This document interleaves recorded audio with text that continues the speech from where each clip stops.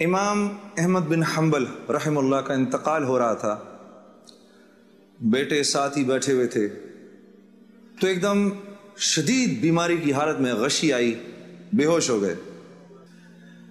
تو فوراً منہ سے نکلا، ابھی نہیں ابھی نہیں ابھی نہیں ابھی نہیں۔ تھوڑی دیر بعد ہوش آیا تو بیٹے نے کہا، ابا جان، غشی کی حالت میں آپ کے منہ سے یہ الفاظ نکل رہے تھے، ابھی نہیں ابھی نہیں ابھی نہیں۔ تو فرمانے لگے، بیٹا، شیطان میرے پاس آیا تھا اور مجھے کہنے لگا کہ اے احمد، تو میرے ہاتھوں بچ گیا۔ میں نے کہا ابھی نہیں ابھی نہیں، جب تک جسم میں جان باقی ہے تجھ سے مجھے خطرہ لاحق ہے۔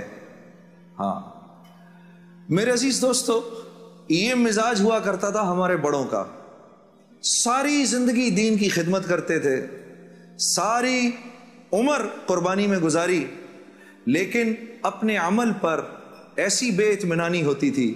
یہ وہ بے اطمینانی کی کیفیت اپنے عمل پر جو انسان کو اللہ کے ہاں اونچا کرتی ہے میرے عزیز دوستو، کیونکہ جب طبیعت میں اطمینان آ جاتا ہے، میں یہ کر سکتا ہوں، میں یوں کیا، یہ وہ دعوے ہیں جو اللہ کو پسند نہیں، کیونکہ انسان جو بھی نیکی کرتا ہے اللہ رب العزت کی توفیق سے کرتا ہے۔